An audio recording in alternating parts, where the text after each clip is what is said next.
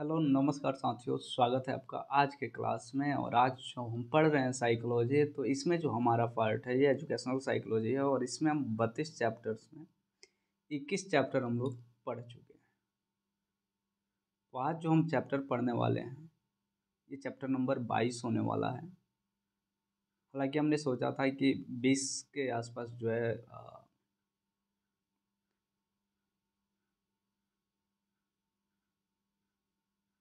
यूँ कहें कि हेल्थ साइकोलॉजी शुरू करने वाले थे, लेकिन अभी थोड़ा लेट हो गया है।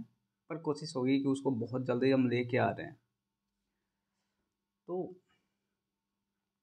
ये जो चैप्टर नंबर 22 होगा, ये चैप्टर का नाम होगा स्मरण और विस्मरण, जिसके बारे में हम लोग बचपन आई थिंक है कि ग्रेजुएशन से ही पढ़ते आ रहे हैं। लेकिन वो जो लेवल था और ये जो लेवल है ये पूरा तरह से अलग है। सेकेंड सेमेस्टर में भी हमने नींद के बारे में पढ़ा था और जागृत अवस्था के बारे में पढ़ा था। नींद अवस्था, जागृत अवस्था, सोने की अवस्थाएं और भी कई सारी अवस्थाएं होती थी जिसके बारे में हमने सेकेंड सेमेस्टर में पढ़ाई किया। लेकिन ये जो है ये उससे थोड़ा सा एडवांस लेवल है। थोड़ा बहुत कंटेंट उसमें से मिल सकता है, थोड़ा बहुत जानकारी, थोड़ी सी चीज़ें जो हैं वो इसमें हो सकती हैं, पर सारी चीज़ें होंगी ये बिल्कुल ज़रूरी नहीं। तो इसको जो हम पढ़ेंगे एक नए सिरे से पढ़ने वाले हैं। तो ये और शुरू करते हैं कि आखिर स्मरण जो होता है इसका अर्थ क्या है। स्मरण का मतलब ये है कि जो कोई चीज़ है जिसको हम देखते हैं, सुनते हैं। आप समझ रहे हैं? देखते हैं या फिर सुनते हैं, वो हमारे मस्तिष्क में रह जाती है, एक छाप छोड़ देती है। और जब वो छाप छोड़ती है तो उसी को हम स्मरण चिन्ह बोलते हैं। एक चिन्ह छोड़ जाती है और वो कितना दिन तक रहेगी ये जो डिपेंड करता है, ये उस मनुष्य के ऊपर डिपेंड करता है, उस मस्तिष्क के ऊपर डिपेंड करता है जो जिसको उसने देखा हुआ है। तो ये और शुरू करते हैं इसको बेहतरीन तरीके से, ताकि आपको ज़्यादा दिक्कत ना हो इसको समझने में। आम बोलचाल की भाषा में जो है स्मरण को एक शक्ति के रूप में व्यवहार किया जाता है।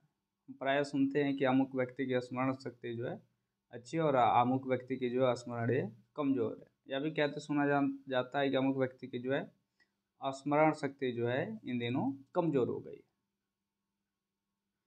वास्तव में जो है स्मरण ये एक मानसिक क्रिया है। स्मरण क्या है? एक मानसिक क्रिया है। एग्जाम में आराम से क्वेश्चन पूछा देगा, जो घटती बढ़ती है, परंतु ऐसी बात नहीं है। और स्मरण जो है एक मानसिक क्रिया है और इस क्रिया के द्वारा जो है हम किसी बात को याद कर पाते हैं और कुछ दिन या फिर बहुत दिनों तक याद रखते हैं। मनोवैज्ञानिक भाषा में हम कह सकते हैं कि स्मरण जो है वो एक जो है मानसिक प्रक्रिया है जिसके द्वारा हम अपनी जो है पूर्व अनुभूतियों को वर्तमान चेतना में लाते हैं।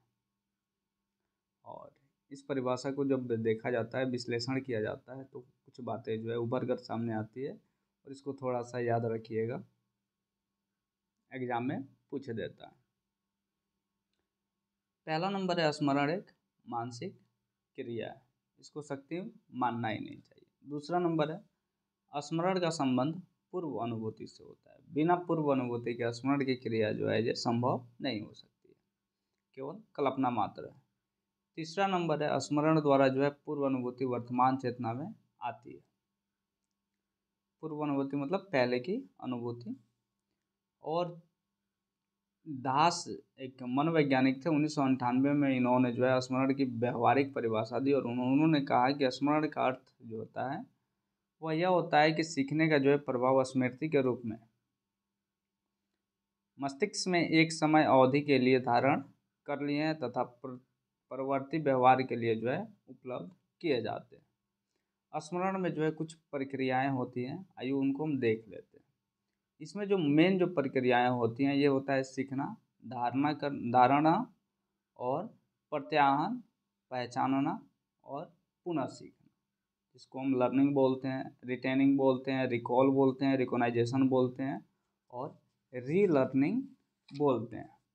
तो ये और देख लेते हैं इन सब का जो है थोड़ा थोड़ा इन सब के बारे में, ताकि आपको बेहतरीन तरीके से समझ में आ जाए। तो पहला नंबर है सीखना। तो सीखना जो है स्मरण का जो है एक आवश्यक अंग ही होता है, और इसके बिना जो है स्मरण की प्रक्रिया असंभव है। अच्छी स्मृति के जो है सीखने का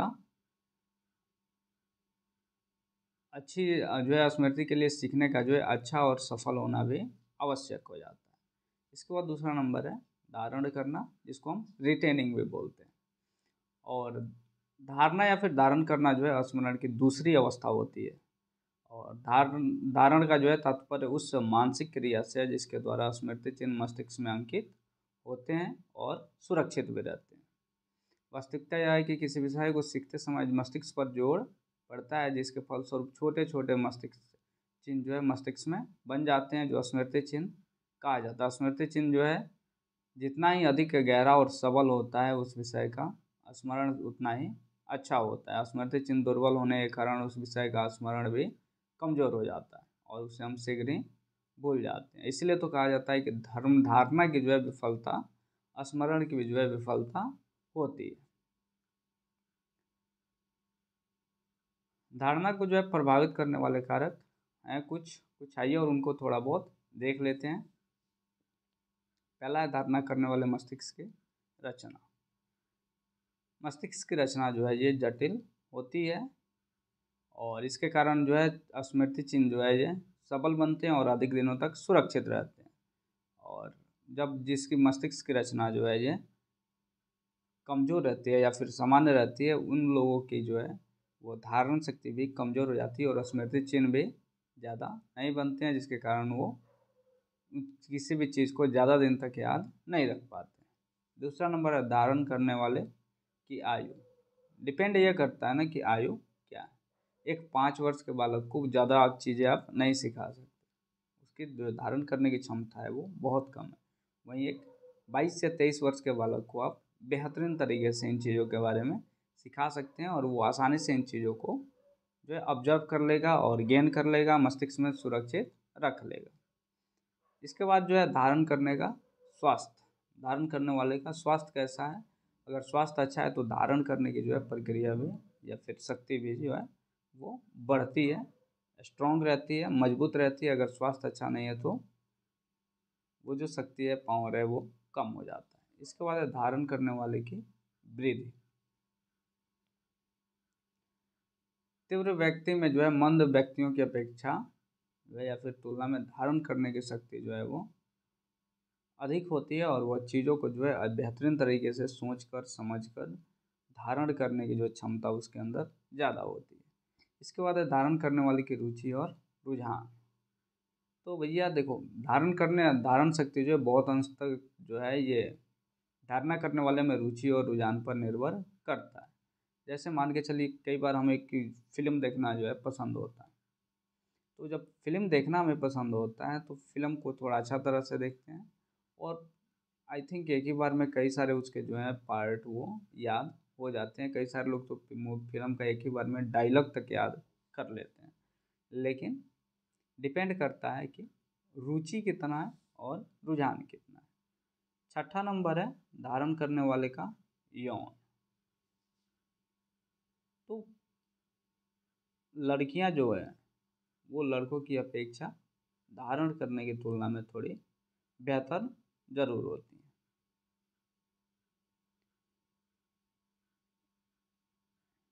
इसके बाद सातवां नंबर है सीखे गए विषय का स्वरूप कैसा है, नेचर कैसा है। तो यह अगर स्वरूप अच्छा है, नेचर अच्छा है, तो चीज़ें जो है वो सीखने वाली हो जाती है। रुचिकर है तो सीखने वाली होती है। इसके बाद है सीखने की मात्रा। अगर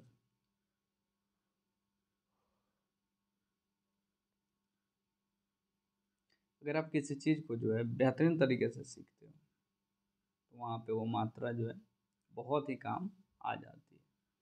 इसके बाद है सीखे गए विषय की लंबाई।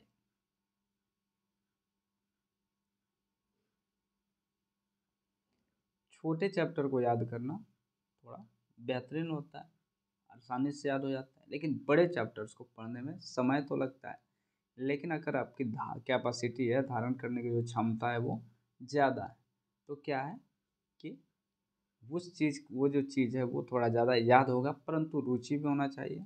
और क्योंकि जब तक आपका इंटरेस्ट नहीं होगा, धारण करने की जो है क्षमता वो बढ़ ही नहीं सकती।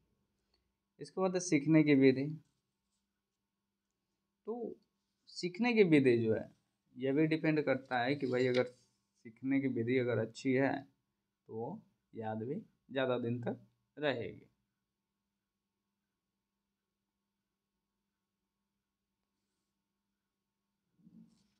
इसके बाद है प्रत्याहन, जिसको हम रिकॉल भी बोलते हैं।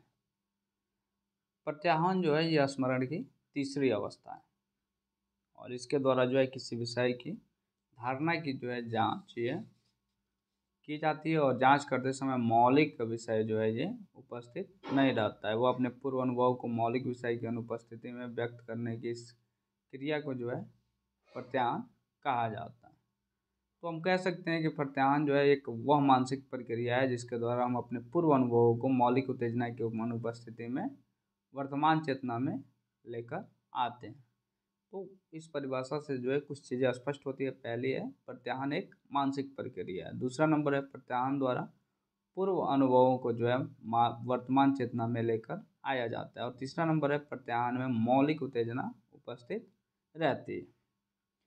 इसके बाद है प्रत्याहन का स्वरूप यानी नेचर ऑफ रिकॉल। प्रत्याहन जो है एक के स्वरूप के संबंध में जो है दो विचार मिलते हैं और पहले विचार के अनुसार यह एक पुनरुत्पादन प्रक्रिया है जिसको हम रिप्रोडक्टिव जो है प्रोसेस कहते हैं। और इस विचार को जो है मानने वाले एबिंगहॉस के अनुसार जो है व्यक्ति किसी विषय को जो है जिस रूप में याद करता है उसका प्रत्याहन भी जो है वो उसी रूप में करता है। और दूसरे विचार के अनुसार जो है प्रत्याहन एक रचनात्मक प्रक्रिया और इस विचार को मानने वाले जो है बर्टलेट ने जो है इसके जो है वो उल्लेख जो है वो किया था और इस विचार को जो है उन्होंने स्ट्रांगली रूप से माना भी। और इनके अनुसार जो है किसी विषय का प्रत्याहन उसी रूप में संभव नहीं है जिस रूप में उसे याद किया जाए। प्रत्याहन करते समय व्यक्ति मौलिक विषय के बहुत अंशों को जानने अनजाने में छोड़ देता है और कुछ नई चीज़ों को जोड़ देता है। तो प्रत्याहन करने के को जो है प्रभावित करने वाले कारक क्या क्या हैं आइए और उनको भी हम देख लेते हैं। पहला नंबर है सहायक उत्तेजना जिसको हेल्पिंग स्टिमुलस बोलते हैं। और प्रत्याहन करते समय जो है मौलिक उत्तेजना तो उपस्थित रहती है परंतु दूसरी उत्तेजना उपस्थित हो जाती है। कुछ दूसरी उत्तेजना भी जो है उपस्थित हो जाती है जो मौलिक उत्तेजना के प्रत्याहन में सहायक होती है। जैसे कैलाश किसी व्यक्ति को जो है नाम है और उसको हम याद कर रहे हैं तो वो हो सकता है आपको याद ना आ रहा हो लेकिन अचानक जो है कोई दूसरा व्यक्ति वो कैलाश की जगह पे किसी दूसरे व्यक्ति का नाम जिसका नाम कमलेश है उसे बुलाता है। तब तक जो है कमलेश शब्द का जो है सुनते ही कैलाश नाम भी याद आ ही जाता है। तो ये हो गया हमारा सहायक उत्तेजना। इसके बाद है संवेगात्मक उपस्थिति। व्यक्ति की जो है संवेगात्मक स्थिति का प्रभाव भी जो है प्रत्याहन पर पड़ता है। जैसे चिंता और क्रोध की अवस्था में जो है व्यक्ति किसी सीखे हुए विषय का प्रत्याहन करने में असमर्थ हो जाता है। इसके बाद तीसरा नंबर है मानसिक वृत्ति। सही मानसिक वृत्ति से जो है प्रत्याहन में मदद मिलती है और गलत मानसिक वृत्ति से प्रत्याहन में बाधा पहुंचती है। जैसे आप रमेश नाम के व्यक्ति को नाम याद करना चाहते हैं जो आपको जो है गलत वृत्ति हो गई है कि उस व्यक्ति का नाम जो है क से शुरू होता है। फलतः क जो है मानसिक वृत्ति जो है रमेश नाम के जो है व्यक्ति के प्रत्याहन में रुकावट पैदा करती है। इसके बाद चौथा नंबर है सहचार्य। पूर्व अनुभवों के जो है प्रत्याहन पर सहचार्य का भी जो है प्रभाव पड़ता है और दो या दो से अधिक व्यक्तियों अथवा जो है वस्तुओं के बीच सहचार्य जो है हो जाने से एक के जो है स्मरण से जो है दूसरे का विस्मरण हो जाता है या फिर एक का स्मरण होने से दूसरे का स्मरण भी हो जाता है। जैसे ही हम राम का नाम लेते हैं तो वहाँ पे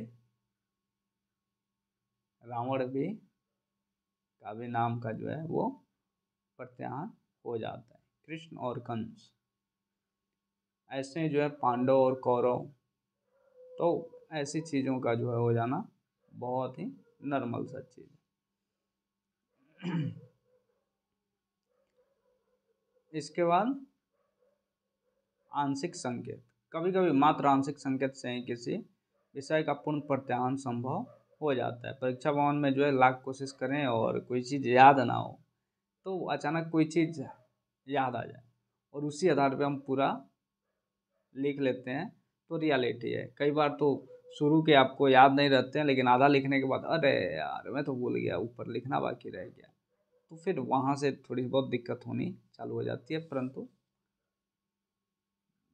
थोड़ा बहुत संकेत मिलने पे पूरा उत्तर याद हो जाता है। इसके बाद है पहचानना या फिर प्रतिविज्ञा। पहचानना जो है स्मरण की चौथी अवस्था है और प्रत्याहार की भी जो है यह पहचानना के द्वारा जो है धारणा की जांच की जाती है। अंतर केवल इतना है कि प्रत्याहार में जो है मौलिक विषय उपस्थित रहता है, तो हम कह सकते हैं कि पहचानना वह मानसिक प्रक्रिया है जिसके द्वारा हम परिचित उत्तेजना को जो है अपरिचित उत्तेजना से उसकी जो है उपस्थिति से अलग करते हैं। इस परिभाषा की जो है कुछ मुख्य बातें और इसको याद रखिएगा, एग्जाम में आ जाता है। पहचानना जो है एक मानसिक प्रक्रिया है और इससे जो है मौलिक उत्तेजना जो है उपस्थित होती है और इसके द्वारा जो है पूर्व अनुभव के आधार पर परिचित उत्तेजना को अपरिचित उत्तेजनाओं से अलग किया जाता है।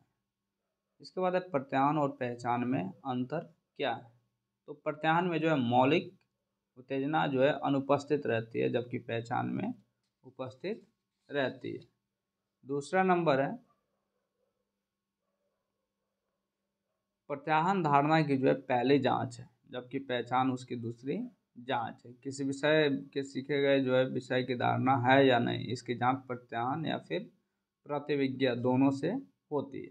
इसके बाद तीसरा नंबर है प्रत्याहार अपूर्ण तथा पूर्ण होता है, जबकि पहचान निश्चित और अनिश्चित होती है। कि सीखे गए विषय का प्रत्याहार जब पूरा पूरा हो जाता है उसे हम प्रत्याहार के पूर्ण प्रत्याहार कहते हैं, जबकि आंशिक रूप से हो तो फिर उसे हम आंशिक प्रत्याहार कहते हैं या फिर अपूर्ण प्रत्याहार कहते हैं। इसके बाद है चौथा नंबर पहचानने की क्रिया जो है प्रत्याहार की अपेक्षा सरल होती है। इसका कारण है कि प्रत्याहार में मौलिक उत्तेजना उपस्थित नहीं रहती, जबकि पहचानने में उपस्थित रहती है। पांचवा नंबर है प्रत्याहार एक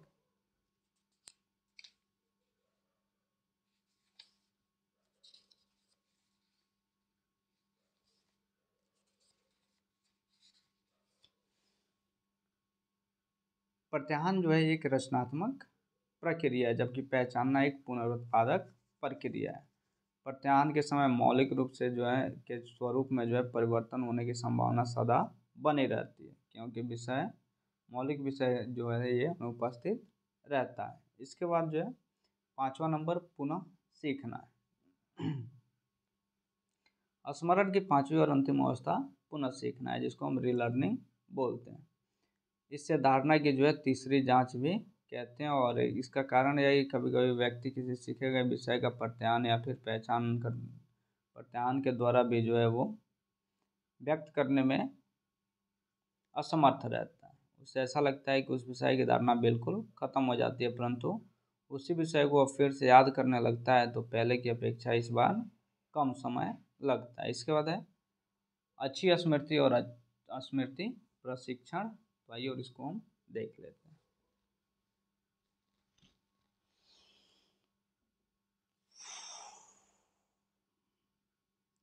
स्मृति प्रशिक्षण का जो है तात्पर्य ये स्मृति शक्ति को बढ़ाना नहीं बल्कि धारणा को प्रभावित करने वाले कारकों को नियंत्रित करके धारणा को अधिक से अधिक दृढ़ और टिकाऊ बनाना है, जिससे व्यक्ति की स्मृति जो है अच्छी हो सके। अच्छी स्मृति की कुछ विशेषताएं हैं, आइए उसको हम देख लेते हैं। पहली विशेषता है शीघ्र और शुद्ध सीखा जाता है। दूसरा नंबर है सीखे गए विषय को देर तक याद रखा जाता है। तीसरा नंबर है अधिक मात्रा में याद रखना संभव हो पाता है क्योंकि स्मृति जो है वो अच्छी होती है। चौथा नंबर है समय पर जो है आसानी से याद आना, स्मृति अच्छी है तो यह आसानी से याद आ जाएगा। उसके बाद 5वां नंबर है ठीक ठीक याद पढ़ना। आपने महाभारत देखा ही होगा, जहाँ पे देखने को मिलता है जब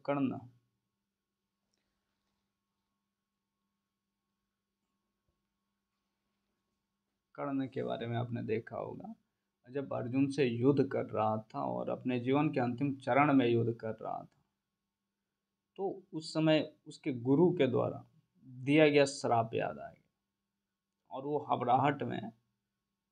घबराहट में उस मंत्र को बोल गया, जिससे जो है वो शक्तियाँ जो है वो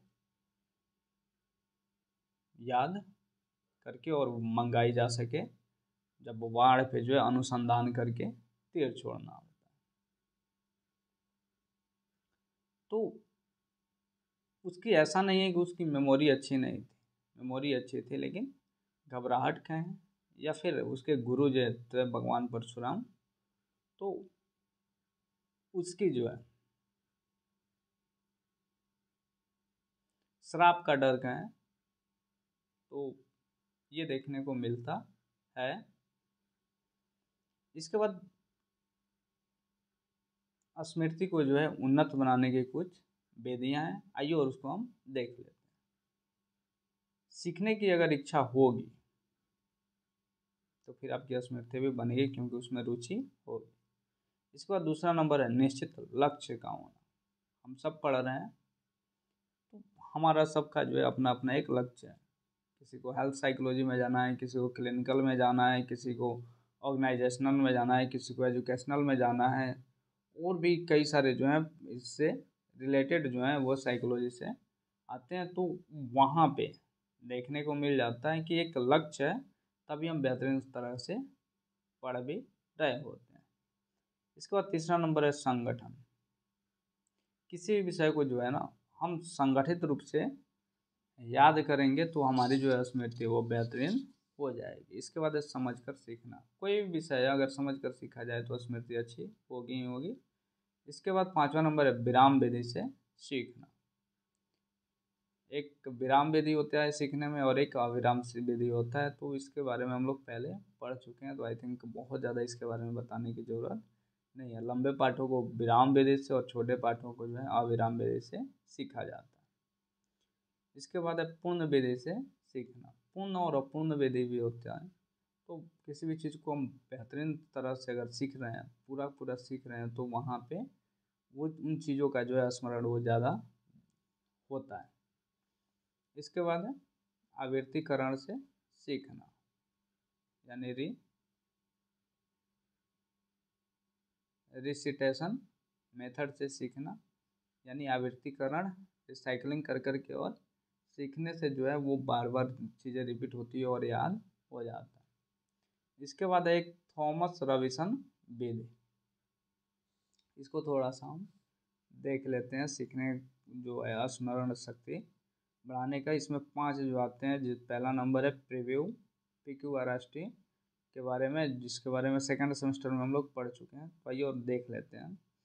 थॉमस रॉबिन्सन ने 1982 में जो है बालकों की धारणा को जो है सबल बनाने के उद्देश्य से इस विधि को जो है विकसित किया था। और इस विधि के जो है 5 संगठक। पहला नंबर है प्रीव्यू, दूसरा नंबर है क्वेश्चन, तीसरा नंबर है रीड यानी पढ़ना, और चौथा नंबर है सेल्फ रिसिएशन, जिसको हम एस बोलते हैं, और या स्व आवृत्तिकरण बोलते हैं, और 5वां नंबर है परीक्षण, जिसको हम टेस्ट बोलते हैं। इसे PQRST विधि भी कहा जाता है।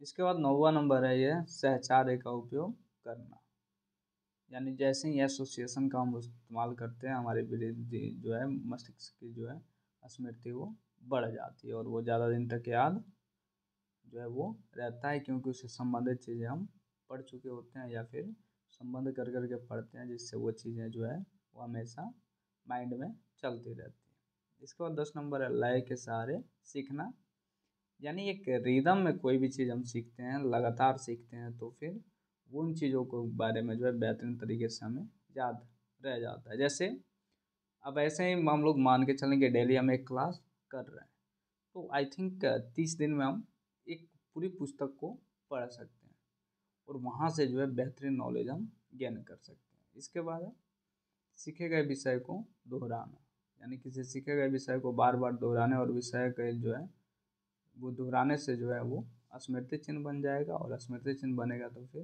बेहतरीन स्मृति वहीं जाएगी। इसके बाद है तेज़ी से नहीं सीखना। तेज़ी से सीखने पर जो है स्मृति दुर्बल बनी जाती है, रियलिटी है। तो किसी भी चीज़ को आरामदेह और आरामदायक एक ऐसे माने कि आरामदायक स्थिति में सीखने से, आराम आराम से सीखने से, समय दे के सीखने से वो इसकी जो है स्मृति वो बेहतरीन हो जाती है। इसके बाद है प्रतिमा का उपयोग करना, यानी मानसिक प्रतिमाओं के उपयोग से जो है, यानी पढ़ते पढ़ते और किसी चीज़ के बारे में जो है अपने मन में जो है उसी चीज़ के से रिलेटेड जो है प्रतिमा बना के सीखने से जो है स्मृति बन जाती है, और आई थिंक कि जो है वो बहुत ही ज़्यादा दिनों तक याद रहता भी है। इसके बाद है पृष्ठोन्मुख अवरोध से बचना, जिसको टू अवॉइड रिटोर्टिव इनहेबिटेशन, और स्मृति का जो है सबसे बड़ा दुश्मन ये पृष्ठोन्मुख अवरोध है। एक विषय को सीख लेने के बाद दूसरे विषय को जो है सीखने पर पहले विषय के स्मृति चिन्ह को जो है दूसरे विषय के स्मृति चिन्ह जो है दुर्बल बना देते हैं। इसके बाद है विस्मरण, जिसको फॉरगेटिंग बोलते हैं, और थोड़ा सा इसके बारे में हम लोग देख लेते हैं ताकि आपको बेहतरीन तरीके से समझ में आ जाए। आई थिंक 10 से 15 मिनट में ये चैप्टर ओवर हो जाएगा। विस्मरण जो है वास्तव में स्मरण की जो है विपरीत क्रिया है। स्मरण द्वारा किसी व्यक्ति की धारणा बनती है, जबकि विस्मरण द्वारा जो है उसकी धारणा मिट जाती है या फिर दुर्बल हो जाती है। धारणा जो हम स्वयं जो है स्मृति चिन्ह पर निर्भर करती है। जब तक किसी विषय का स्मृति चिन्ह बना रहता है तब तक वह विषय याद रहता है, और जब किसी विषय का के कारण स्मृति चिन्ह जो है मिट या दुर्बल जाता है तो हम भूल जाते हैं। अतः विस्मरण का जो है तात्पर्य उस प्रक्रिया से है जिसके द्वारा जो है स्मृति चिन्ह क्षीण पड़ जाते हैं या फिर मिट जाते हैं। तो विस्मरण की अगर परिभाषा दिया जाए तो कहा जा सकता है कि विस्मरण वह मानसिक प्रक्रिया है जिसके द्वारा हम अपनी पूर्व अनुभूतियों को वर्तमान चेतना में लाने में जो है असमर्थ रहते हैं। और इस परिभाषा की जो है कुछ मुख्य बातें आई और उसको हम देख लेते हैं। पहला नंबर है विस्मरण क्या एक मानसिक प्रक्रिया है। दूसरा नंबर है इसके कारण जो है स्मृति चिन्ह मिट जाते हैं या फिर दुर्बल बन जाते हैं। और तीसरा नंबर है फलतः हम अपने पूर्व अनुभवों को वर्तमान चेतना में लाने में असमर्थ रहते हैं। तो इसको थोड़ा सा याद रखिएगा। इसके बाद है विस्मरण का स्वरूप। विस्मरण एक निष्क्रिय प्रक्रिया है, और निष्क्रिय प्रक्रिया कैसे है इसको हम देख लेते हैं।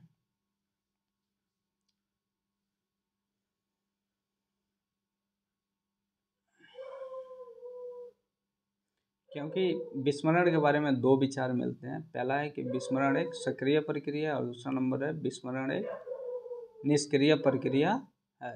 तो पहले विचार के अनुसार यानी विस्मरण जो है एक निष्क्रिय प्रक्रिया है, पैसिव प्रोसेस है।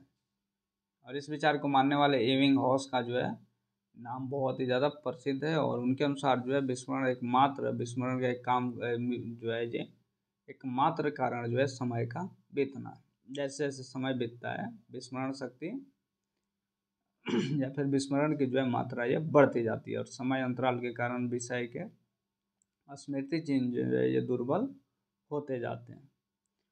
विस्मरण रेखा बनाया है उन्होंने, और इस रेखा को ध्यान देने से जो है कुछ देखने को मिल जाता है। पहला नंबर है समय गुजरने के साथ साथ जो है विस्मरण की मात्रा अधिक हो जाती है। दूसरा नंबर है आरंभ में विस्मरण की जो है गति काफ़ी तीव्र होती है, और तीसरा नंबर है धीरे धीरे विस्मरण की गति धीमी पड़ जाती है। ऐसे मान सकते हैं हम, अगर ये हमारा XY हो और विस्मरण जो है ऐसे आएगा, विस्मरण ऐसे आएगा, एक कर्व में आएगा ऊपर से नीचे। समय के साथ वो जो है घटते चला जाएगा, और कम समय में वो पूरा हाई होगा, लेकिन कम समय में वो लो हो जाता है। इसके बाद विस्मरण एक सक्रिय प्रक्रिया है। आइए और इसको हम थोड़ा सा देख लेते हैं। दूसरे विचार के अनुसार जो है विस्मरण एक सक्रिय प्रक्रिया है और इस विचार को मानने वालों में मूलर, पिजलेकर, फ्रायड, वुडवर्थ आदि का जो है नाम प्रमुख है। मूलर तथा पिजलेकर ने जो है अपने अध्ययन में पाया कि एक विषय को सीखने के बाद तुरंत बाद दूसरे विषय को सीखने से जो है पहले विषय की धारणा कमजोर हो जाती है, जिससे विस्मरण जो है जल्दी जल्दी होता है, और इसके विपरीत एक विषय को सीखने के बाद आराम करने और सो जाने से धारणा मजबूत हो जाती है, जिससे उस विषय का जो है विस्मरण जल्दी से नहीं होता है। इसी तरह फ्रायड ने भी विस्मरण को एक सक्रिय प्रक्रिया बताया और उन्होंने अपने प्रयोगों में देखा कि व्यक्ति अपने दुखद अनुभवों को जल्दी भूलता है और सुखद अनुभवों को देर तक याद रखता है। फ्रायड ने विस्मरण को एक उद्देश्यपूर्ण प्रक्रिया माना है और किसी चीज़ के बोलने के पीछे चेतन या अर्धचेतन इच्छाएं जो है वो सक्रिय रहती हैं। वुडवर्थ ने भी जो है कहा है, और उन्होंने कहा है कि विस्मरण जो है एक सक्रिय प्रक्रिया है और विस्मरण का कारण जो है समान अंतराल नहीं, वर्ण जो है इसके अंतर्गत घटित होने वाले विभिन्न कारक हैं।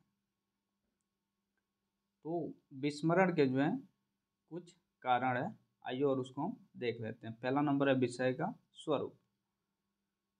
तो सार्थक विषय जो है उसको हम याद रखते हैं, और निरर्थक विषय है जिसकी ज़रूरत हमें नहीं है उनको हमें ज़्यादा दिन तक याद रखने की ज़रूरत नहीं पड़ती है, क्यों कहें कि उसको हम भूल जाते हैं। दूसरा नंबर है सीखने की मात्रा। अगर हम किसी चीज़ को कम चीज़ें याद रखनी हो तो फिर उसको हम आसानी से याद रख पाते हैं, लेकिन जब सीखने की मात्रा है वो बहुत ज़्यादा हो जाती है तो याद रख पाना मुश्किल हो जाता है। इसके बाद है तीसरा नंबर सीखने की गति। तो एक चीज़ देखा जाता है, जो बच्चे जो हैं काफ़ी तेज़ी से पाठ को याद करते हैं उनके अंदर जो है बोलने की भी क्षमता जो है उतनी ही ज़्यादा तेज़ी से होती है, लेकिन अगर धीरे धीरे याद किया जाए तो वो क्षमता जो है वो बरकरार रहती है। चौथा नंबर विषय की लंबाई। लंबे विषय की अपेक्षा जो है छोटे विषय को हम लोग जल्दी भूल जाते हैं। इसका कारण यह है कि लंबे विषय को सीखने में अधिक समय लगता है और कई बार दोहराने की आवश्यकता होती है, जिससे स्मृति जो है प्रबल बन जाती है, परंतु छोटे विषय को सीखने में कम समय लगता है और अधिक दोहराने की जरूरत नहीं पड़ती है, जिससे के चलते जो है उसके स्मृति चिन्ह जो है वो दुर्बल बन जाते हैं। पांचवा नंबर है सीखने की विधि। तो स्मरण और सीखने की विधि में भी जो है गहरा संबंध है, और अनुकूल विधि से नहीं सीखने के कारण जो है वो विषय की धारणा कमजोर बन जाती है और उसे हम तुरंत ही भूल भी जाते हैं। इसके बाद छठा नंबर है पृष्ठोन्मुख अवरोध, जिसको हम रेट्रोएक्टिव इनहेबिटेशन बोलते हैं, और विस्मरण का एक प्रमुख कारण जो है पृष्ठोन्मुख अवरोध है। और इसका तात्पर्य उस क्रिया से है जिसके द्वारा जो है शिक्षण दूसरा शिक्षण पहले शिक्षण की धारणा के प्रबल होने और तथा उसके जो है प्रत्याहार में रुकावट डालता है। जैसे एक बालक जो है मनोविज्ञान के किसी पाठ को याद करता है, फिर उसे दर्शन के किसी पाठ को याद करने लग जाता है, तो परिणाम हुआ कि दर्शन का पाठ जो है ये मनोविज्ञान की धारणा को दुर्बल बना देता है, जिससे बालक उसे जल्दी भूल जाता है। इसके बाद जो है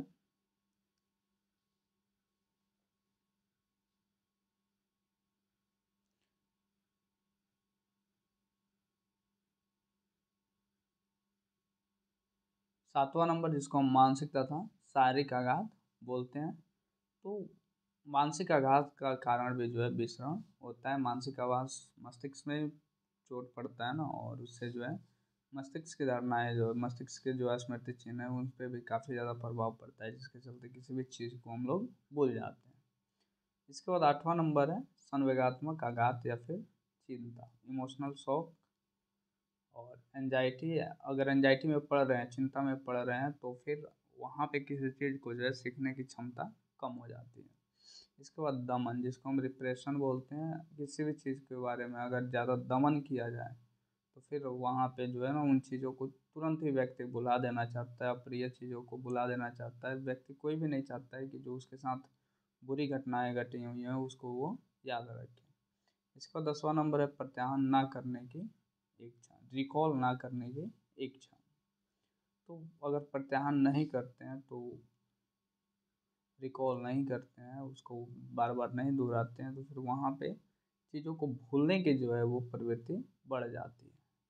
इसके बाद एक गलत गलत मानसिक वृत्ति यानी रॉन्ग मेंटल सेट। और गलत मानसिक वृत्ति के कारण भी जो है हम अपने पूर्व अनुभवों को व्यक्त करने में असमर्थ हो जाते हैं और सही मानसिक वृत्ति प्रत्यायन में सहायक होती है, जबकि गलत मानसिक वृत्ति प्रत्यायन में बाधक होती है। तो दोस्तों, ये था हमारा चैप्टर जिसमें स्मरण और विस्मरण के बारे में हमने पढ़ा है। उम्मीद है कि आपको समझ में जरूर ही आया होगा। और इसके बाद 23 चैप्टर होगा, इसके बारे में कल हम लोग देखेंगे। शैक्षणिक उपलब्धि, जिसमें जो है निर्धारक और मूल्यांकन आता है। तो आइए और इसको हम कल शुरू करते हैं।